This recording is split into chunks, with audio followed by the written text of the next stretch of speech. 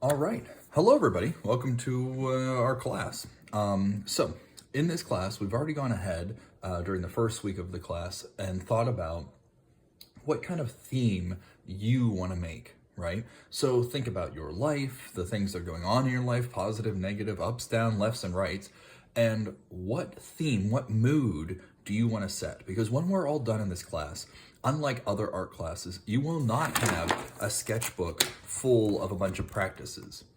Instead, what we're going to end up with is we're going to keep reiterating, adding to, twisting, bending, and when we're all done, after our whole 15-week course, we're going to finish with a single excellent work of art. That's our goal, okay?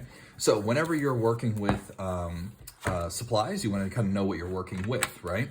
So for our class here, I've gone ahead and I've actually purchased everything, or nearly everything, anything I didn't have already. I went through and purchased it from the dollar store to show you that you don't need fancy, nice supplies, okay? You really do not. For our class, I would suggest a couple things. You're gonna want a watercolor set. This is, again, a dollar store set. It is not gonna give you great quality. It's just, it's gonna be pretty ho-hum kind of materials here. If you have the money and if you have the time, I would highly suggest buying something on Amazon or going to an art store, Michael's, something like that. But this is a dollar store paint set and it will do the job, okay? You're gonna want some kind of ruler, but you can also just use a piece of paper, right? If I take a piece of paper and I fold it over, it gives you a little bit of what's called a straight edge, and that'll work just fine for, drawing a nice clean straight edge. So if you don't want to buy the ruler, then don't buy the ruler. Who cares? All right. I would suggest getting some kind of glue. I think that's going to be useful. But again, some junky dollar store, stick glue will be absolutely fine for our purposes. We will be doing some level of kind of gluing and cutting and collaging, but it won't be in our final product. So it doesn't have to be good quality because our final product isn't going to have stick glue or anything like that on it.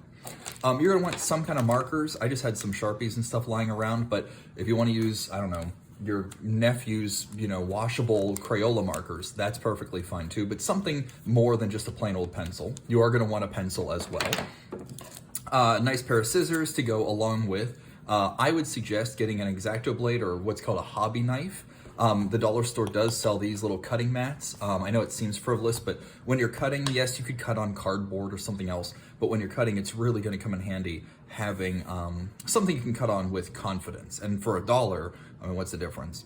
Hobby knives are extremely sharp. You do want to definitely be careful when you're working with one, but you're going to be able to get much more precise cutting than you would with just a pair of scissors. So scissors are nice.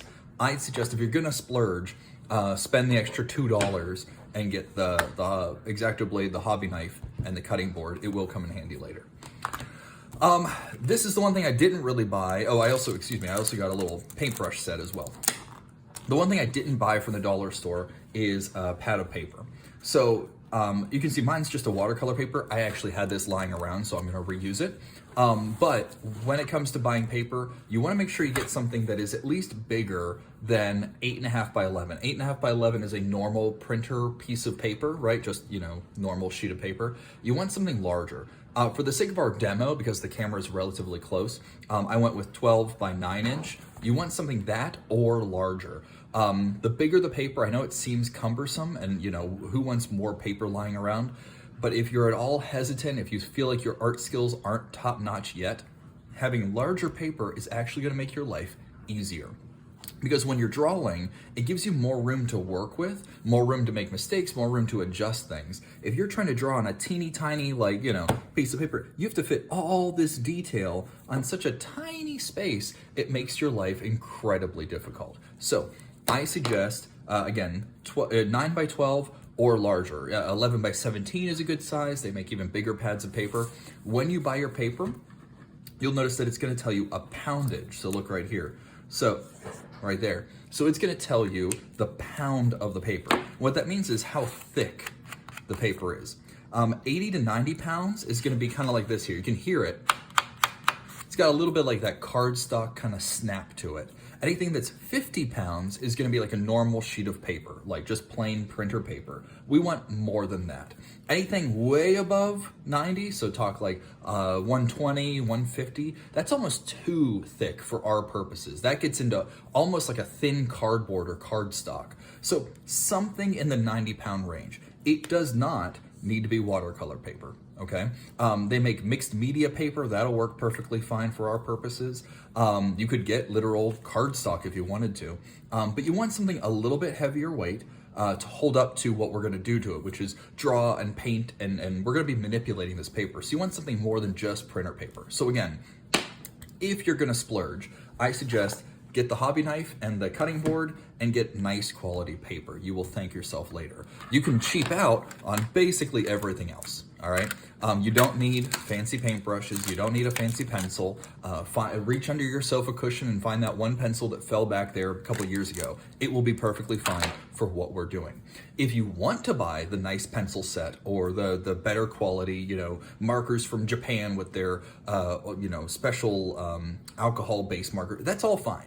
The better materials does not necessarily make for better artwork, but it can make for an easier time for your life, okay? I'm also gonna show you later on how we can use acrylic again, this is just dollar store, how you can use acrylic paint if you want to. I personally am gonna tell you, I would encourage you to go with watercolor for the sake of our class. But if you've already got some acrylic lying around or even some tempera paint or something like that, by all means, we'll be able to use that as well. So really, how you choose to do this class, how you choose to engage this class is gonna be up to you. But I'm telling you here now, for the sake of our demos, I'm gonna completely cheap out to show you that you can do this entire class for about 10 to 15 bucks total, probably less than that. I mean, all these supplies are like $5. So get a good pad of paper and cheap out on the rest. Without further ado, let's go ahead and jump on into our first class demo. See you guys soon. All right. So for our first assignment, what we're gonna be doing is kind of setting up our canvas or our paper here. So all you're really gonna need is a marker and or pencils and some markers. That's it. You don't need colorful markers, so black will do just fine. That's all we're gonna need for this project, okay? All right, so let's get rid of the rest.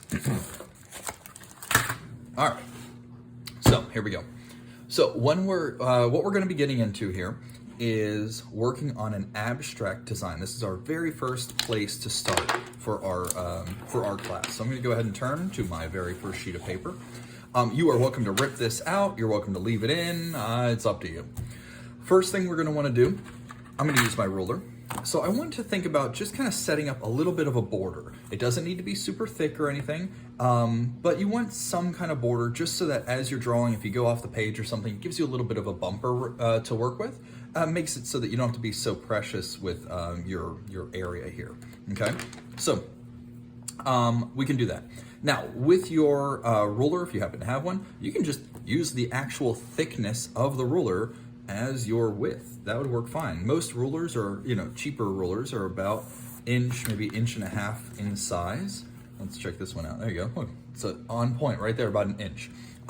If you didn't have a ruler, if you're using like a piece of paper instead, we can use to create a straight edge. That would work fine. So in that case, I'm gonna line up the edge of my ruler to the edge of my paper. I'm gonna make a little mark here at 1 inch, go down a little bit of ways, same thing, make a mark at 1 inch, and then just simply line up those lines. Right? Easy, If you don't happen to have a ruler, you can use anything you want to, really, right? I could use this little spider and just say, okay, the edge of the spider, let's do him. There we go. He's not actually 1 inch, but that's all right. Edge of the spider, and then use my non-ruled, straight edge here, line up each side, and you get a nice straight line. It doesn't have to be any more complicated than that. Anyone that sells you the tale that you need good supplies or you need, perfect measurements, art is about creating, not about perfection, right? And this is our very first project. So I'm most certainly not gonna be worried or concerned about whether or not your project is perfect and absolutely correct, all right? But we want a little bit of a border here just to make sure that we have something to kind of work with. I'm gonna stretch this out for a second here. There we go. That's good enough. All right, so when you begin, this first assignment should not be all that difficult. Like I said, you're gonna want some pencils, you're gonna want some markers. What kind of pencil? Any pencil, all right? If you have, personally, I prefer kind of the normal wood kind of pencils. They seem to work better for me. You might want to use a pencil sharpener or just use your X-Acto blade here and literally whittle, look at that, whittle away your pencil to get a nice edge. That works, right? You can use the weird pencil you stole from your kid. That's what I did. You can use clicky pencils, but I'm going to tell you, when it comes to mechanical pencils in the future, start shying away from these ones. These are great for taking math and English notes, but they're not great for drawing, because what they do is they give you a perfectly straight line, but you can't really shade with them. I can't use the side of it because it wants to be this perfectly clean little line. With this guy, I mean, I can get all sorts of weird marks and crinkly looking lines and make all sorts of stuff. You have much more control over kind of a wooden pencil. But again, for this project, the mechanical work just as well. So think about, for this assignment, what your theme was. We came up with a theme in our class on that first week of kind of what your main goal is as you progress through this class. And that's gonna be the thing that pushes and propels all of the art that we make in this class forward. So in my case, I'm gonna focus on kind of an emotion, a mood, a theme, an idea. And so for me, thinking about my own personal life, I'm pretty happy right now. Things are kind of on the up and up. And I really want to focus on something more than just happiness, right? So for me, for my theme, I'm focusing on kind of what's new, right? Facing forward, facing and tackling these challenges. So for me, I'm just to remind myself up at the top here, I'm gonna write down, I wanna focus on trying something new. I'm gonna call it exploration. Excuse my poor handwriting. So that's gonna be the thing that I follow throughout all of our projects, okay? This idea of exploration. So for our first project, you wanna think about, how can I show exploration using only lines? Now you might wanna use a thin line, or you might wanna use a thick line, that's fine. But you are restricted for this first project to only use lines. And it's gonna create an abstract design. Your purpose is not, oh, I'm exploring, so I'm gonna draw, you know, a landscape and a tree and stuff. It's abstract. It's not meant to be anything. It's just meant to feel like the emotion that you're going for, right? So for me, when I think about emotion, when I think about the kind of gut punch of exploration, I think about kind of rising, right? I think I'm kind of overcoming some adversity. I'm tackling something new, but also something maybe unexplored, right? Something that might be a little bit scary, maybe a little bit odd or interesting.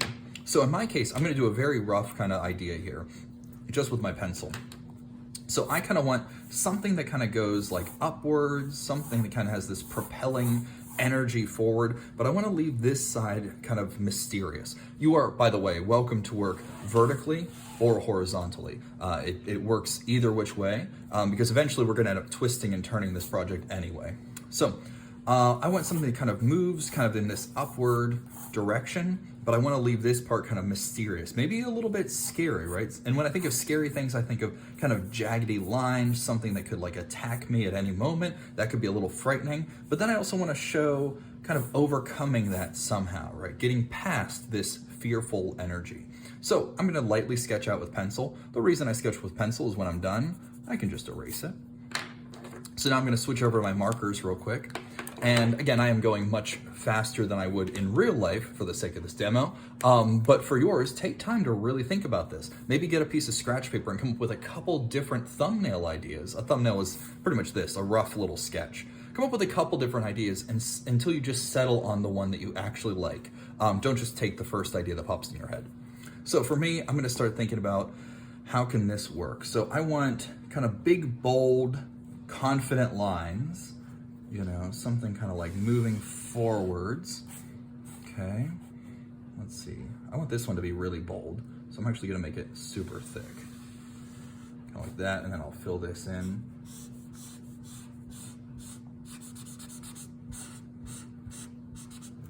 Kind of cut it off at a clean edge here.